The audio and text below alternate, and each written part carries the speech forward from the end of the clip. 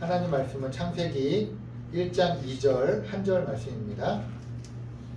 땅이 혼돈하고 공허하며 흑암이 깊음 위에 있고 하나님의 영은 수면 위에 운행하시니라. 아멘. 제가 한 단어를 말씀드릴 테니까 어떤 그 이미지가 떠오르고 생각이 드는지를 한번 생각해 보시면 좋겠습니다. 어둠, 검은색, 절망, 캄캄함.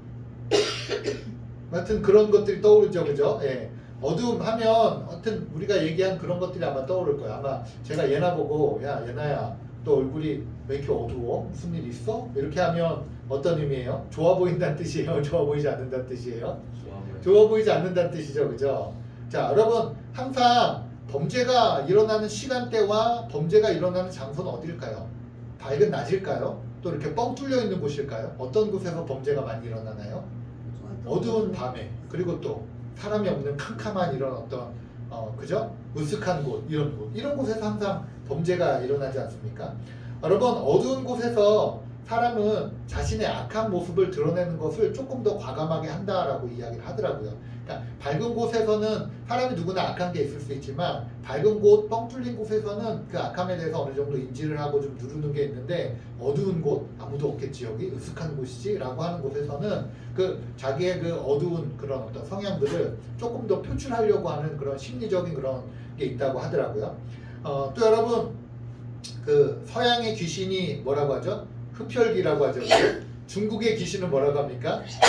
있잖아요. 뛰어다니는 강시. 그리고 우리나라 하면 딱 뭐가 떠오를까요? 처녀 귀신, 그죠? 예. 빨간 유지주가, 파란 유지주가, 그죠? 전부 다 흑각 귀신을 못 들어보고 처녀 귀신 이렇게. 그러니까 모든 귀신들이 밤에 활동합니까? 낮에 활동합니까?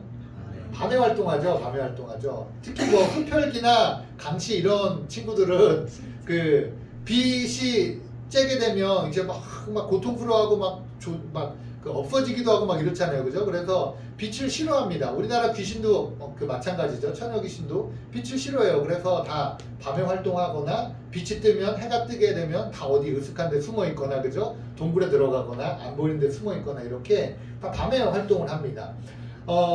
여러분 아이들이 그 삐지거나 화가 날 때 어디로 들어갑니까? 자기 방으로 들어가죠. 그러면서 뭐를 꺼요? 불을 끕니다. 그리고 뭐를 덮었습니까? 이불을 덮어쓰는 거예요. 어디로 찾아가는 거예요? 어둠 속으로 찾아가는 거예요.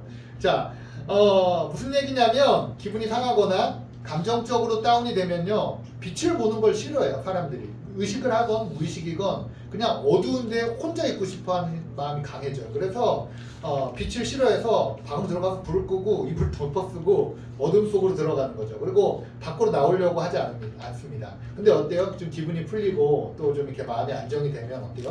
슬 나와서 불을 켜고 문을 열고 밖으로 이렇게 나오지 않습니까? 그죠? 자, 어두운 곳에서 범죄가 일어나고, 자, 어두운 곳을 악한 자들이 좋아하고 부정적인 감정이나 이런 악한 마음들이 들 때 어두운 곳을 찾아간다 라고 이렇게 말씀을 잠깐 같이 나눴는데, 여러분 반대로 빛 하면 이제 뭐가 생각나십니까? 빛, 밝음, 또 희망, 기쁨, 하얀색, 어떤 긍정적인, 그죠? 또 뭐가 생각나십니까? 빛 하면 라이터?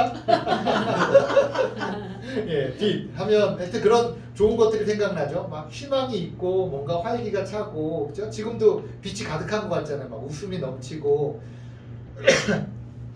긍정적인 에너지가 넘치고 이렇게 막 감동이 밀려오고 이렇게. 반대로 빛이 있는 곳은 그렇습니다. 희망이 있고요, 감동이 있고, 기쁨이 넘치고, 행복이 있는 곳, 그런 빛이 있는 곳은 그렇습니다. 저와 여러분들이 오늘도 함께 예배하며 하나님 말씀을 들으면서 어둠 가운데 있는 것이 아니라 날마다 빛 가운데 나올 수 있는 저와 여러분 될 수 있기를 주님의 이름으로 축복합니다. 그래서 우리 그 마음을 담아서 옆에 분들을 이렇게 축복해 주시면 좋겠습니다. 그 10년 가운데 빛이 있으면 좋겠다라고 말씀을 선포하듯이 이렇게 축복해 주시면 좋겠습니다. 빛이 있으라. 빛이 있으라. 자, 한 번 더. 빛이 있으라. 빛이 있으라. 할렐루야. 여러분 빛과 어둠은 제가 자주 표현하지만 같이 공존할 수가 없죠, 그죠? 어둠이 있는 곳에 빛이 쫙 나타나면 어때요? 어둠이 이깁니까? 빛이 이기죠, 그죠? 아무리 어둠이 칠흑같이 있어도 자그마한 빛이라도, 불빛이라도 빛이 짱 하고 나타나면 그 빛이 어두워지는 것이 아니라 그 어둠이 어떻게 변해요? 밝게 빛납니다. 저와 여러분들의 인생 가운데 어둠이 때로는 우리를 지배할 때가 있어요. 저도 목사지만 마음이 상하고 어둠 속으로 들어가고 싶은 생각이 들 때도 가끔, 아주 가끔 있지만, 그러나 저와 여러분들이 그때 꼭 기억하셨으면 좋겠습니다. 우리 안에 있는 이 어두운 마음들, 때로는 미운 마음들, 때로는 다른 사람에게 상처받고, 때로는 혼자 있는 것 같고, 때로는 외로운 이 어둠의 마음들이 어떻게 할 때 회복됩니까? 빛이 있을 때, 빛이 들어올 때. 주님의 빛이 저와 여러분들의 삶 가운데 날마다 비출 수 있기를, 우리가 빛 가운데로 걸어 나아갈 수 있는 복된 우리 주께롭게 모든 성도님 될 수 있기를 주님의 이름으로 축복합니다. 자, 오늘 본문의 말씀을 보면요, 이 얘기가 한 절 말씀 안에 나와 있는 거예요. 창세기 1장 2절은 세상의 처음이 어떻게 되었는지를, 세상이 어떻게 만들어졌, 창세기 1장 기억하시죠? 1장 말씀 한번 같이 암송해 볼까요? 시작. 태초에 하나님이 천지를 창조하시니라. 아멘. 창조의 놀라운 은혜를 하나님이 시작하시는데 그것을 선포하시잖아요. 그죠? 설명하시는 게 아니라 말씀 기억나시죠? 그 창조의 놀라운 하나님의 은혜가, 또 창조의 역사가 시작되는데, 이제 그 창조가 어떻게 시작되는지가 이제 2절부터 나와 있는 거예요. 그러니까 1절은 선언이고 2절부터 이제 그 창조가 어떻게 시작되는지를 한 절 한 절 나와 있는데, 2절에 보니까 그 처음이 한마디로 오늘 우리가 아까 잠깐 한번 생각해보자, 어둠이란 단어에 대해 생각해보자 라고 한 것처럼 1장 2절의 전반 앞쪽에 있는 내용들을 보면 한마디로 어떤 상황이에요? 어둠의 상황이에요. 어둠의 상황. 그러니까 천지가 창조되기 전에 그 아무것도 없었던 그런 무의 상태, 그것을 뭐라고 표현합니까? 어둠이라고 표현을 하고 있습니다. 어둠. 자, 말씀에서 보면 땅이 어떻대요? 혼돈하고, 또 뭐라고 합니까? 공허하고, 또 흑암이 깊음 위에 있었다 라고, 이렇게 세상의 처음 모습이 완전한 어둠 가운데 있었다라고 이렇게 세상의 모습을 설명합니다. 자, 그런데 이러한 세상을 누가? 하나님이 어떻게 하십니까? 바꾸십니다. 바꾸십니다. 형체가 없어서 무질서한 것을 혼돈이라고 하거든요. 이 혼돈의 상황에서, 텅 비어있는 이 공허한 상황에서, 깊은 어둠이 깔려있는 이 흑암의 상황에서 하나님이 빛을 만드시고, 궁창을 나누어 질서를 회복하시고, 공허한 것을 하나님이 가득 채우시는 것으로 하나님이 이제 창조를 하시며 바꾸시기 시작하시고 하나님이 회복하기 시작하십니다. 할렐루야.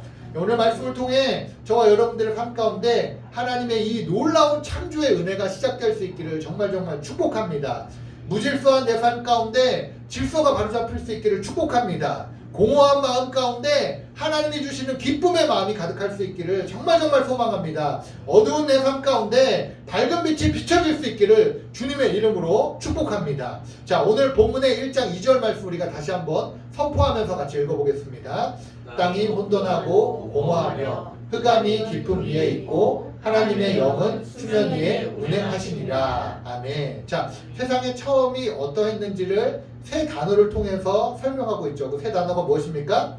혼돈, 그리고 공허, 그리고 흑암. 그렇죠. 이 세 단어만 기억하시면 돼요. 자, 한번 다시 세 단어가 어떤 단어라고요? 혼돈, 공허, 흑암. 네, 이 세 단어를 기억하시면 좋겠습니다. 자, 그러면 이 혼돈이 뭐고, 이게 무슨 뜻이고, 이게 의미하는 바가 뭔지, 이 공허가 뭐고 이게 의미하는 게 뭔지, 흑암이 뭐고 이게 의미하는 게 뭔지를 우리가 하나하나 말씀을 한번 같이 좀 살펴보고, 또 하나님이 우리에게 주신, 우리 주께를 위해 주신 은혜를 같이 나누려고 합니다. 자, 첫 번째 한번 같이 읽어보겠습니다. 땅이 혼돈했다. 자, 다시 한번 시작. 땅이 혼돈했다. 자, 혼돈이라는 말의 뜻은요, 어떤 뜻이냐면 형체가 없는 상태를 말합니다. 그러니까 형체가 없는 상태가 어떤 상태냐, 한마디로 이야기하면 이렇게 얘기할 수 있을 것 같아요. 무질서. 네. 혼돈이라는 것은 무질서를 이야기합니다. 무질서. 자, 아주 우리 아이들이 아주 어렸을 때 제가 이제 그 집에 한 번씩 가보면, 그 사역을 마치고 이제 집에 가보면 이 무질서의 상태를 이제 쉽게 볼 수 있는데, 그 장난감들이 애들이 많잖아요. 그죠? 그러니까 애들이 막 장난감을 이거 갖고 놀고 저거 갖고 놀고 하다가 방에 막 이게 장난감이 막 어질러져 있고, 그리고 이제 저희 집에 책이 많았거든요. 이제 책들을 책꽂이에서 다 꺼내가지고 이게 막 흐트러뜨려 놓고, 또 심한 경우에는 휴지를 가지고 이렇게 심하게 막 난도질을 해놓은 이런 끔찍한 이런 놀이죠. 아이들 한마디로 이런 놀이. 또 그리고 또 뭐 이렇게 밀가루 그때 뭐였더라? 한 번은 바닥에 뭐 이렇게 잔뜩 이렇게 쏟아놔가지고 막 하얗게 막 이렇게 그렇게 놀고 막 그랬었는데 한마디로 뭐예요? 이게 무질서죠, 무질서. 정리가 안 돼 있는 무질서의 이런 상황들. 자, 하나님께서 창조 사역을 시작하시기 전에 이 지구의 모습이 마치 그랬다는 거예요. 막 무질서했다는 거예요. 뭐가 질서가 없고 막 혼돈에 가득 차 있었다. 이 땅이 그런 혼돈 가운데 있었다라고 이야기합니다. 자, 여러분 질서가 없는 이유가 왜 그럴까요? 목적이 없기 때문에 그렇습니다. 목적이 없으면 뭐도 없어요? 방향도 없으니까 질서가 없습니다. 목적지를 잃어버리면 어디로 가야 할지 그 방향을 우리가 잃어버리잖아요. 그죠? 어디로 가려고 하다가 내가 어디로 가려고 했지? 그러면 목적지를 잃고 방향을 잃게 되니까 무질서해지게 되는 거죠. 여러분 하나님께서 이 지구를 창조하시기 전에는 이 지구는 어떤 목적도 없었어요. 그냥 아무것도 없는 그런 무의 존재였습니다. 방향도 없는 그런 무질서의 상태가 이 지구의 상태였습니다. 여러분 우리의 인생도 이와 비슷한 모습이 말씀 묵상하면서 참 많이 있다라는 생각이 들었습니다. 여러분 사람이 언제 좌절합니까? 길을 잃어버렸을 때 좌절하죠. 그죠? 인생에 내가 더 이상 길이 보이지 않는다라고 할 때 그때 좌절하고 끝끝내 그 길을 찾지 못하면 어떻습니까? 인생을 포기하기도 하는 극단적인 선택을 하기도 합니다. 그러니 인생에 있어서 어떤 목표, 방향, 어떤 길이 우리에게는 굉장히 중요합니다. 그것이 굉장히 큰 의미로 다가옵니다. 여러분 길이 보이지 않으니 아무것도 하지 않거나 그죠? 길이 보이지 않을 때는 아무것도 하지 않아요. 그리고 먹는 것, 사는 것에도 의미를 찾지 못하며 이런 말들을 많이 합니다. 왜 사나 모르겠다. 왜 사나 모르겠다. 사는 게 의미가 없다. 죽지 못해 사는 것이다. 그냥 나 아무것도 안 하고 싶다. 이런 말들을 하곤 합니다. 무슨 얘기예요? 길이 보이지 않는다. 내 인생의 방향을 잃었다. 내가 어디로 가야 할지, 내가 어떻게 살아야 될지 모르겠다. 한마디로 우리의 인생이 어떻게 되는 거예요? 무질서해지게 되는 거예요. 무질서해지게 되는 거예요. 그동안 삶의 방향을 가지고 걸어왔던, 그래서 뭐 가정 죽으면 집에서 집안일을 하고 또 아이들을 돌보고 또 뭐 이렇게 이런저런 생활을 하면서 내가 필요한 것들을 하고 이렇게 질서 있게 삶을 유지하는 것들이 갑자기 길이 보이지 않고 답답해지는 상황이 오면 무질서해지는 거예요. 그러니까 아무것도 하기 싫은 거예요. 손도 까딱하기 싫고 그냥 멍하니 있고 싶고 밥 먹기도 싫고, 왜 가끔 그럴 때 있잖아요. 그죠? 밥 먹기도 싫고 하기도 싫고 뭐 그냥 다 싫은 거예요. 왜 그렇습니까? 우리의 인생이 어떻게 해진 거예요? 무질서해진 거예요. 왜? 방향을 잃어서 길이 보이지 않으니까 답답하니까 그렇게 되는 거죠. 자, 그런 우리에게 성경은 이렇게 말합니다. 우리 요한복음 14장 6절 말씀을 한번 같이 읽어보겠습니다. 예수께서 이르시되 내가 곧 길이요 진리요 생명이니 나로 말미암지 않고는 아버지께로 올 자가 없느니라. 아멘. 그런 우리에게 주님이 이렇게 말씀하십니다. 길이 보이지 않고 뭔가 답답하고 그래서 내 삶이 무기력해지고 무질서 가운데 빠져있는 우리에게 예수님이 찾아오셔서 이렇게 말씀하십니다. 내가 곧 길이다. 내가 곧 길이다. 내가 네가 그토록 찾던 진리이다. 내가 너가 간절히 필요하는 그 생명이다. 라고 주님 우리에게 말씀하십니다. 내가 길이다. 말씀하십니다. 무슨 뜻입니까? 인생의 목적지를 찾지 못하고 방향을 잃어버려서 무질서한 나에게, 아무 무의미하게 살고 있는 나에게 내가 길을 보여주겠다라고 주님 말씀하시는 것입니다. 아니, 길을 보여주시는 정도가 아니라 길을 찾을 힘이 때로는 없잖아요. 그죠? 아무것도 하고 싶지 않지 않습니까? 길을 찾을 힘도 없는 우리에게 주님이 이렇게 말씀하시는 거예요. 내가 너의 길이 되어주겠다. 내가 너의 길이 되어주겠다. 제가 말씀을 묵상하면서 이 찬양이 생각이 났습니다. 지치고 힘들 땐 내게 기대, 언제나 네 옆에 서 있을게, 혼자라는 생각이 들지 않게 내가 너의 손 잡아줄게. 그렇죠? 할렐루야. 이 노래 모르세요? G.O.D라는 이렇게 가요 노래인데, 이 노래가 생각이 나더라고요. 지치고 힘들 땐 나한테 기대라. 언제나 네 옆에 내가 있어줄게. 혼자라는 생각이 들지 않도록 내가 너의 손을 잡아줄게. 마치 오늘 예수님이 우리에게 오셔서 내가 너의 길이 되어줄게 라고 말씀하시는 것과 내용이 좀 흡사해 보였습니다. 여러분 혹시 삶이 지치십니까? 삶의 의미를 찾지 못해서 다람쥐 쳇바퀴 돌듯이 그냥 아무 의미 없이 그냥 아무 생각 없이 하루하루를 보내고 있지는 않습니까? 왜 사나 싶습니까? 여러분 예수님이 여러분들의 길이 되어 주실 줄 믿습니다. 아멘. 예수님으로 인해서 여러분들의 인생의 방향을 다시 찾게 되고 삶의 분명한 목적을 찾게 될 줄 믿습니다. 주님 앞으로 나아갈 때에 길이 보이게 될 줄 믿습니다. 예수님으로 인해서 여러분들의 심장이 다시 벌렁벌렁벌렁 뛸 수 있기를, 그래서 무언가에 대해서 의미를 찾고 또 에너지를 얻고 또 열심히 살아갈 수 있게 되는 그런 저와 여러분들의 삶이 될 수 있기를 정말 축복합니다. 자, 우리 첫 번째는 땅이 혼돈했다라는 말의 의미를 찾아봤고요. 자, 두 번째 한번 같이 읽어보겠습니다. 시작. 땅이 공허했다. 아멘. 땅이 공허했다. 자, 공허라는 말은 무슨 뜻일까요? 하나 마음이 공허해. 무슨 뜻이냐면 채워지지 않고 마음이 어떻게 하는 거야? 텅 비어 있다는 거예요. 뭔가 갈증이 난다라는 거예요. 내 마음이 공허하다. 내 마음이 뭔가 뻥 뚫려 있는 것 같다라는 뜻입니다. 지구가 공허했다. 아무것도 없었다. 있어야 할 것들이 텅 비어 있었다라고 창세기 1장 2절이 이렇게 이야기를 합니다. 땅이 공허했다라고 말합니다. 그 비어 있는 곳을, 공허한 곳을 이번에도 누가? 하나님이 뭐 하십니까? 채우십니다. 할렐루야. 하늘을 만드시고 해와 달을 만드시고, 이제 나중에 말씀을 또 천천히 보면서 이제 나누겠지만, 하나님이 그 비어있는 곳, 아무것도 없는 곳, 그 뻥 뚫려있는 곳, 그 공허한 곳을 해도 만드시고 달도 만드시고 새와 들짐승과 꽃과 나무를 만드셔서 세상을 아름답게 채우십니다. 풍성하게 꾸미십니다. 할렐루야. 우리 주께롭교회 여기 처음 교회가 왔을 때 여기 아무것도 없었잖아요. 그죠? 그런데 의자가 들어오고 이 식물들이 들어오고 이 강대상이 들어오고 건반이 들어오고 이렇게 스티커도 붙이고 이렇게 하면서 이 공간들이 가득 채워지고, 이제는 들어오면 교회가 참 뭔가 포근합니다. 그죠? 사람들이 올 때마다 교회가 참 오고 싶게 생겼습니다. 참 교회를 예쁘게 잘 꾸며놨네요. 이렇게 뭔가 채워지고 이 안에 이 공허함이 다시금 뭔가 채워지고 이렇게 되는 역사가 하나님 안에서 일어나게 되는 거죠. 하나님은 그 공허한 곳을, 뻥 뚫린 곳을, 빈 곳을 하나님은 채워주시는 분이십니다. 할렐루야. 하나님이 채우십니다. 이 세상이 처음 시작할 때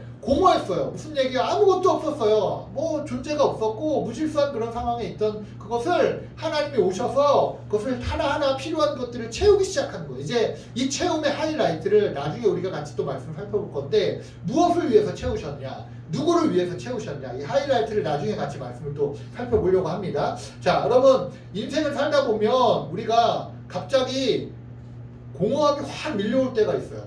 그죠? 이거에서 뭐하나, 다 헛된 거 아닌가, 이렇게 살다가 죽을 텐데 열심히 살아 뭐하나 라는 이런 공허한 마음이 확 밀려올 때가 있어요. 때로는 자식 키워봐야 아무 소용이 없다라는 생각이, 그런 공허한 마음이 또 때로는 확 밀려올 때도 있어요. 야, 남편 이거 평생을 살아도 내 마음 하나 몰라주고 남편 다 소용없다, 이런 공허한 마음이 확 몰려올 때가 있어요.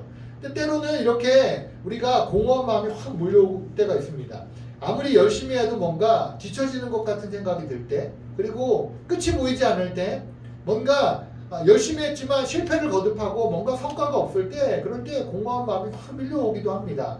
또한 어떻습니까? 관계 안에서 상처를 받고 또 사랑받지 못하고 인정받지 못한다라고 느낄 때, 그때 내가 살아서 뭐하나, 내가 인정도 못 받고 사랑도 못 받는데 라고 공허한 마음이 확 밀려올 때가 있습니다. 여러분, 사람이 무기력해지고 짜증이 늘고 끔찍한 짓을 저지르는 이유가 여러분 어디에 있을까요? 불안해하고 경쟁하고 스트레스 받고 질투하는 여러분 근본적인 원인이 여러분 뭐라고 생각하십니까? 마음이 공허하기 때문에 그래요. 마음이 공허하기 때문에. 내 마음 안에 채워져야 할 것들이 있는데 채워지지 않으니까, 공허하니까 무기력해지고 짜증이 나고 끔찍한 일을 저지르고 경쟁을 하고 스트레스를 받고 질투하고 시기하고 다투고, 이런 것들이 마음의 공허함으로부터 나타나는 현상들입니다. 여러분, 사자는요, 배가 부르면 주변에 아무리 맛있는 동물들이 왔다 갔다 해도 사냥을 하지 않는다라고 하더라고요. 왜 그렇습니까? 배가 채워졌기 때문에 그래요. 공허하지 않기 때문에 그렇습니다. 비어있지 않기 때문에 사냥을 하지 않는 거죠. 여러분, 우리도 똑같은 상황에서 똑같은 사람을 만나는데, 어떨 때는 그 사람이 나한테 똑같이 대했는데 어떨 때는 어때요? 짜증이 나고, 또 어떨 때는 어때요? 아무렇지도 않고 했던 경험들이 여러분 있지 않습니까? 왜 그럴까요? 왜 그럴까요? 그 이유가 어디에 있을까요? 마음에 여유가 있고 무언가 좋은 일이 있거나 심리적으로 굉장히 안정되어 있는 상태에 있다면 똑같은 상황에서 똑같은 대상으로부터 똑같은 말을 들어도 크게 영향을 안 받는 경우가 있어요. 그런데 뭔가 오늘은 좀 조급해, 그리고 내가 잠을 많이 못 자고 컨디션도 되게 안 좋아, 그리고 내가 좀 뭔가 짜증나는 일이 있고 좀 그래. 그러면 똑같은 상황에서 똑같은 사람이 똑같은 말을 할 때 어때요? 더 과하게 행동을 하지 마. 아주 짜증난다고 이렇게 짜증을 좀 과하게 내는 경우가 있지 않습니까? 왜 그렇습니까? 마음에 여유가 없기 때문에 그렇습니다. 공허하기 때문에 그런 거예요. 자, 여러분 반대로 그러면 일이 굉장히 잘 풀리거나 또 어떤 사고를 쳤거나 사람들로부터 외면당하고 사랑받지 못하고 무시받고 있다는 느낌이 들거나 또 사업마다 잘 되지 않고 실패를 거듭한다면 마음이 어떨까요? 마찬가지로 또 마음이 공허할 것입니다. 여러분 근데 이와는 반대로 어떤 일이 잘 되고 있어요. 그리고 주변의 사람들로부터도 사랑을 되게 많이 받고 있어요. 그런데도 불안해하고 마음이 공허한 경우도 있어요, 없어요? 그런 경우도 있습니다. 왜 불안할까요? 왜 공허할까요? 저 사람들이 나를 진짜 사랑할까? 이렇게 의심하기도 하고요. 이 사랑이 언제 끊어질까라고 걱정하기도 하고 미리 벌어지지 않는 일에 대해서 염려하기도 하면서 그러면서 마음이 공허해지는 경우도 꽤 많이 있습니다. 자, 여러분 제가 무슨 말씀을 여러분들에게 드리고 싶은 거냐면 세상의 것으로 채울 수 없는 사람의 마음이 있다라는 거예요. 세상의 것으로 좋아 보이는 것, 안 좋아 보이는 것 이런 거 상관없이 좋아 보이는 것이 마음에 있다고 공허하지 않고 그것이 없다고 공허하고 이런 것이 아니라 세상의 것으로부터는 채울 수 없는 어떤 마음이 있다라는 거예요. 왜냐하면 하나님이 우리 인간을 만드실 때 그렇게 만드셨기 때문입니다. 사람의 마음 안에 어떤 공간 안에는 오직 하나님으로만 채워졌을 때 하나님이 채워졌구나 라고 하나님으로만 채워졌을 때에 안정감을 느끼는 그런 공간이 있게끔 하나님이 우리를 그렇게 만드셨습니다.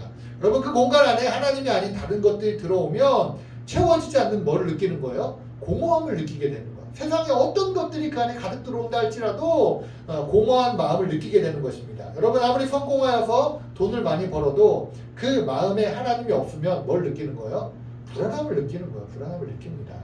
여러분 주변에 아무리 좋은 사람이 많아서 사랑을 많이 받고 있고 그 마음에 많이 받고 있어도 그 마음에 하나님이 없다면 그 사랑을 의심하게 되고 혹은 더 많은 사랑을 받고 싶어서 질투하게 되고 그러다 보니까 쉽게 상처받게 되고 또 소위 마음이 쉽게 또 불안해지는 그런 것들을 또 우리는 경험할 수 있습니다. 여러분 세상의 것으로는 그 무엇으로도 그 누구로도 하나님으로 채워져야 할 그 마음의 공간을 세상의 것으로는 대신할 수 없습니다.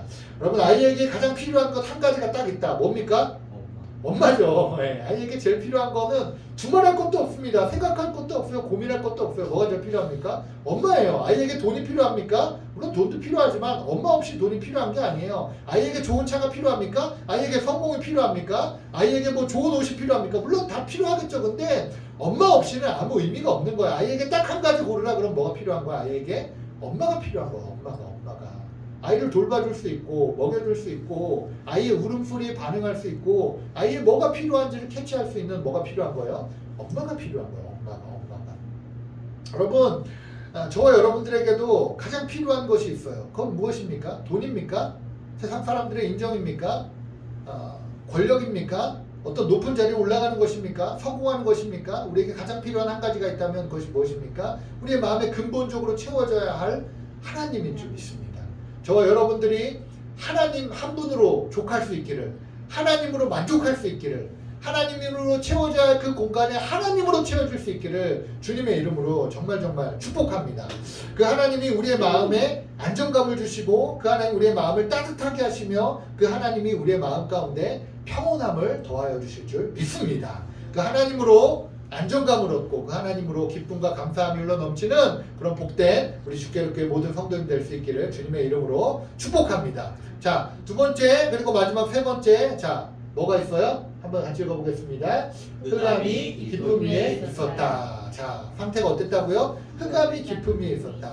자, 흑암은 뭐예요? 말 그대로 깜깜한 상태죠. 완전한 어둠을 말하죠. 흑암. 자, 기쁨이라는 단어는 이 원어의 뜻을 보면 넘실거리다 이런 뜻이에요. 넘실거리다. 그러니까 무슨 뜻이냐면 여러분 큰 파도가 이렇게 일렁일 때 파도가 크게 이렇게 막 일렁일렁이고 있을 때 넘실거릴 때 그 파도 밑에 그 바다가 얼마나 깊은지를 알 수가 없잖아요. 그죠? 이 넘실거리는 파도를 보면서 파도 밑에 바다는 얼마나 깊을까 이것을 알 수 없는 것처럼 그렇게 깊은 바다를 가리키는 단어가 이 기쁨이라는 단어입니다. 그러니까 흑암이 기쁨 위에 있었다라는 말은 한마디로 뭐예요? 어둠이 엄청나게 깊게 깔려 있었다. 그러니까 온 세상 천지 온통 뭐뿐이었다?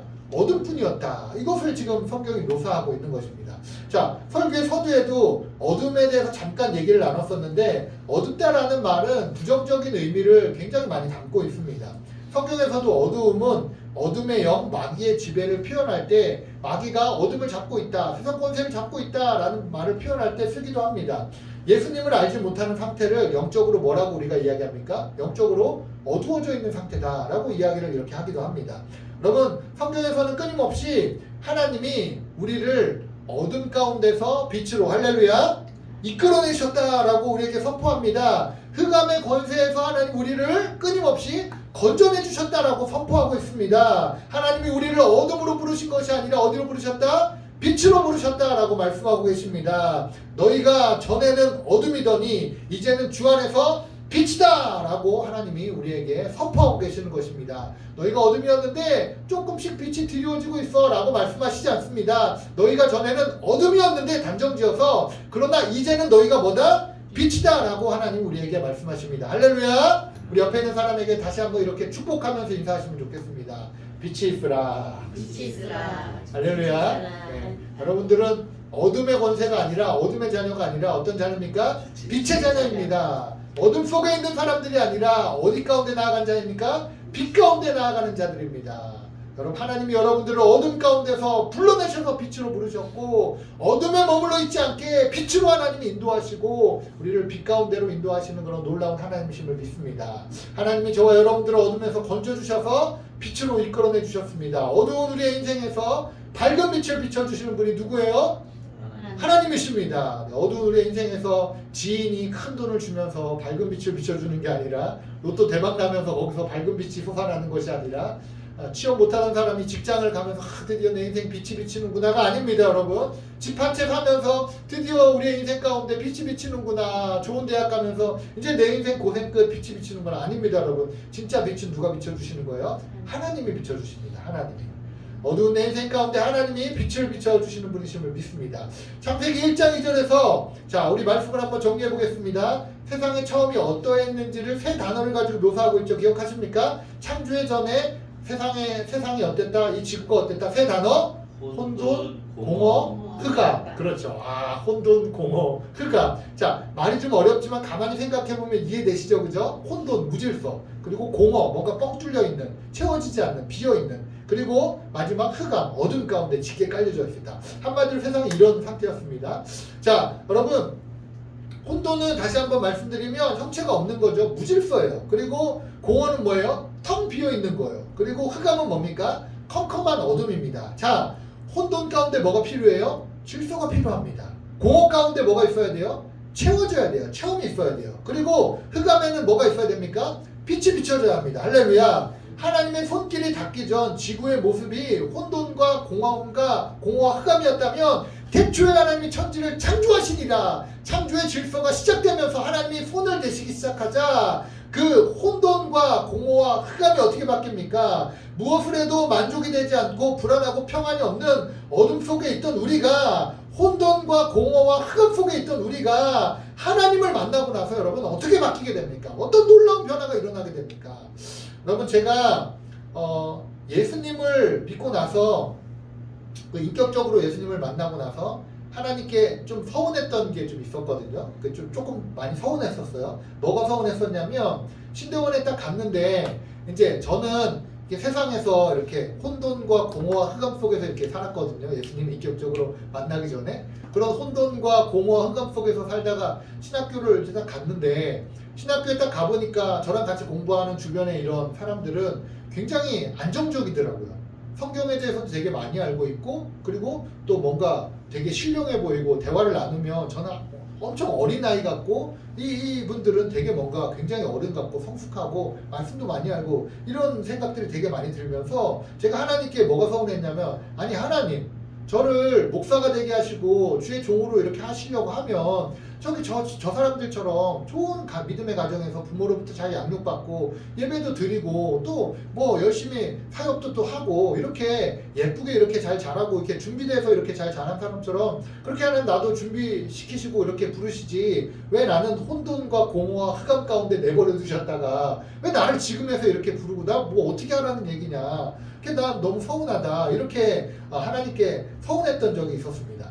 여러분 제가 잠깐 뭐 말씀을 드리면 제가 예수님을 인격적으로 만나기 전에 저의 삶이 딱 오늘 본문의 말씀에 나오는 딱 그런 삶이었어요. 혼돈과 공허와 흑암뿐인 삶이었어요. 질서가 없었어요. 무질서했어요. 삶의 어떤 목표도 방향도 없었어요. 그러니까 난 뭐가 되고 싶다. 난 어떤 사람이 돼야 되겠다. 목표도 방향도 없으니까 그냥 아유 오늘을 살자. 그냥 오늘을 즐기자. 그냥 그렇게 살았고 그러다 보니 마음에 끊임없이 뭐 어떤 마음이 들어요? 공허해요. 뭘 해도 만족이 안 됩니다. 여러분 경험 안 해보신 분은 이게 무슨 말인지 모를 거예요.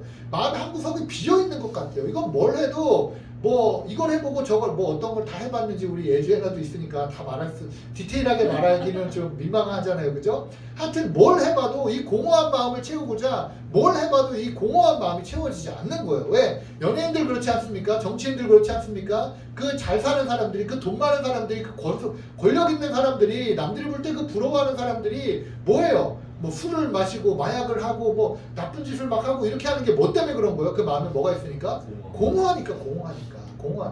그러다가 자살하는 사람도 있고 생을 마감하는 사람도 있지 않습니까? 왜 그런 거예요? 전부 다 마음이 공허하니까, 뻥 뚫린 것 같으니까.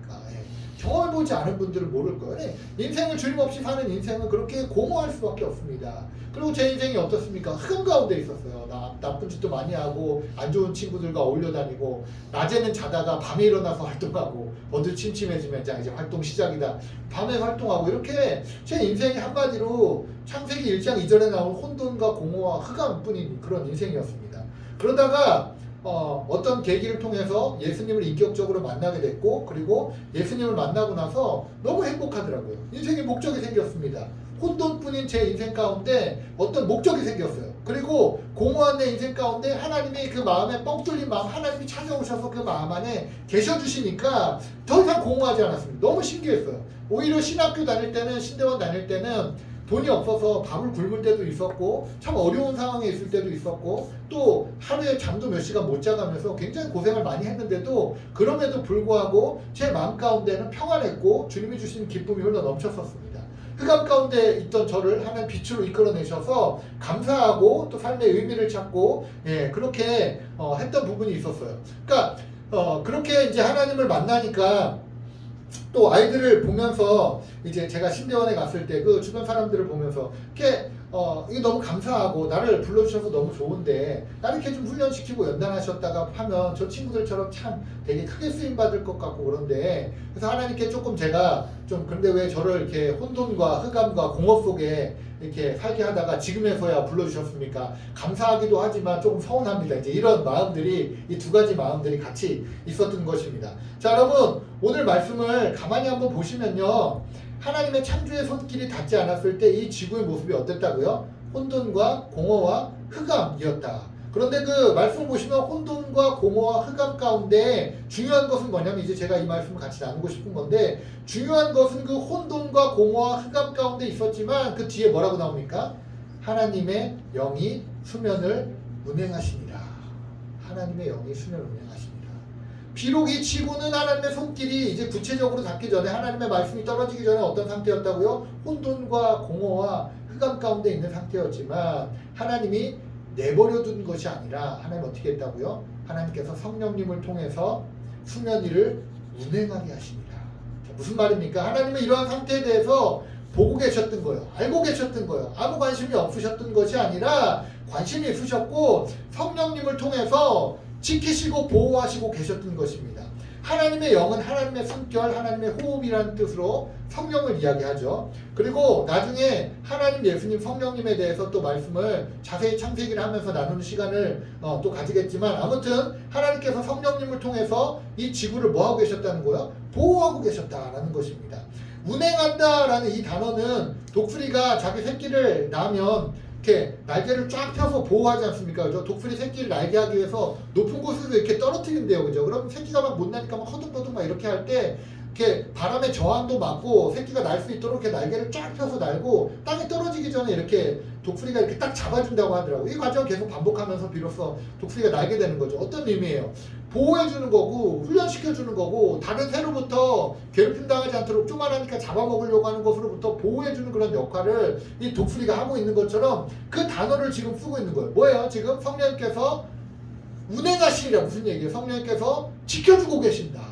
보호하고 계신다. 안전하게 감싸고 계신다라고 지금 성경이 말하고 있는 것입니다.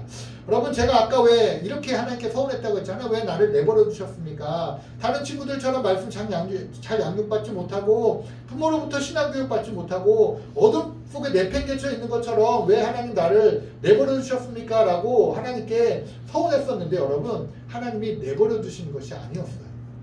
제가 어둠 가운데 있을 때 하나님은 그곳에 저와 함께 계셨습니다. 할렐루야. 제가 가장 고통스러운 힘든 그 순간에도 나 혼자 있는 거야. 난 너무 외로워. 난 너무 힘들어. 라는 그 순간에도 누가 내 옆에 함께 하셨다고요? 하나님께서 내 옆에 함께 계셨다라는 것입니다. 하나님이 더 나쁜 길로 가지 않도록 돌이킬 수 없는 최악의 상황에 빠지지 않도록 하나님이 저를 지키시고 보호하시고 함께 하시고 그 품에 꼭 끌어안고 계셨다라는 것입니다. 사랑하는 주께롭게 성도 여러분, 하나님이 여러분들과 함께 하십니다. 할렐루야.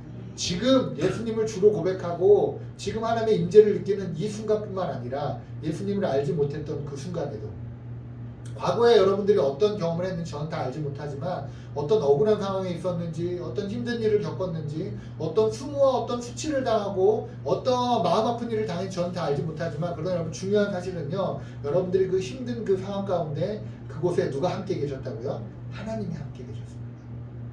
더 힘들지 않도록 극단적인 선택을 하지 않도록 하나님이 여러분들을 뭐 하셨다고요?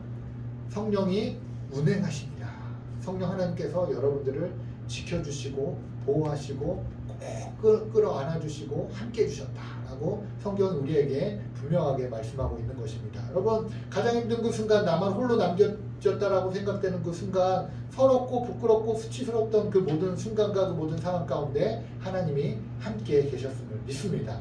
내가 혼자 이겨낸 게 아니에요. 내가 혼자 잘 버텨낸 것이 아닙니다. 이겨낼 수 있도록, 버틸 수 있도록, 더 최악의 상황이 되지 않도록, 극단적인 선택을 하지 않도록 하나님이 함께 계셔서 보호하시고 지켜주시고 인도해주시고 이끌어주시고 그 품에 꼭 끌어안아 주셨음을 믿습니다.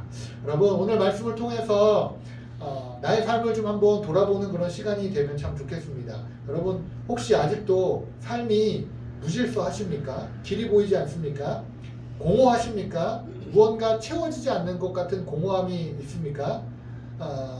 사랑하는 가족과 또 이웃을 더 사랑해야 하는데, 내가 내 자신을 좀 더 사랑해야 하는데 그렇지 못하고 혹시 어둠 가운데서 부정적인 생각으로 스스로를 괴롭히고 또 괴로워하고 있지는 않습니까? 여러분, 하나님이 여러분들과 함께하고 계십니다. 할렐루야. 성령 하나님께서 여러분들을 보호하고 계십니다. 하나님의 영은 수면 위를 운행하시니라. 그럼 이 말씀을 꼭 기억하셨으면 좋겠습니다. 찬양 중에 이런 가사의 찬양이 있거든요. 이제 같이 한번 좀 그 찬양을 잠깐 좀 들으려고 하는데, 내 아버지 그 품 안에서 내 영혼은 안전합니다. 주 손길로 내 삶을 안으시니 그 평강이 나를 덮습니다. 우리 이 찬양 한번 잠깐 좀 같이 오늘 말씀을 기억하시면서 한번 묵상하시면서 잠깐 좀 같이 듣도록 하겠습니다. 그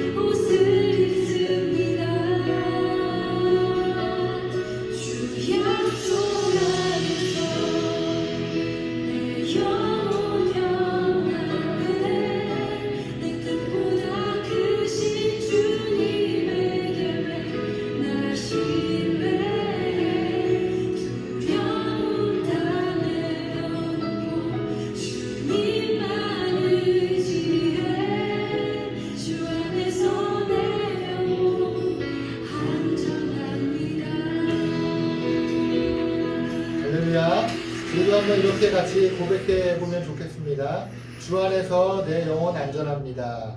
한번 같이 고백해 보겠습니다. 주 안에서 내 영혼 안전합니다. 할렐루야. 하나님 여러분들과 함께 계십니다. 성령님이 운행하고 계십니다. 여러분들과 함께하고 계심을 꼭 기억하셔서 이 말씀을 꼭 기억하셔서 창세기 1장 2절 비록 혼돈과 공허와 흑암 가운데 있었지만 하나님이 내버려 둔 것이 아니라 내 삶이 혼돈과 공허와 흑암 가운데 있었지만 하나님 개입하시지 않고 내버려 둔 것이 아니라 그 가운데도 하나님이 은혜를 베풀어 주고 계셨다. 나와 함께하고 계셨다. 나의 연약함과 나의 상처와 나의 어려움 가운데 하나님이 같이 아파하고 같이 울고 계셨다. 라는 이 사실을 여러분들이 꼭 기억하셔서 힘들고 어려운 때 앞으로도 또 그런 일을 만나더라도 하나님이 함께 하고 계심을 여러분들 꼭 기억하셔서 늘 이겨내고 승리하고 여러분들의 마음에 주님이 주시는 평강과 감사가 넘칠 수 있기를 주님의 이름으로 축원을 드립니다.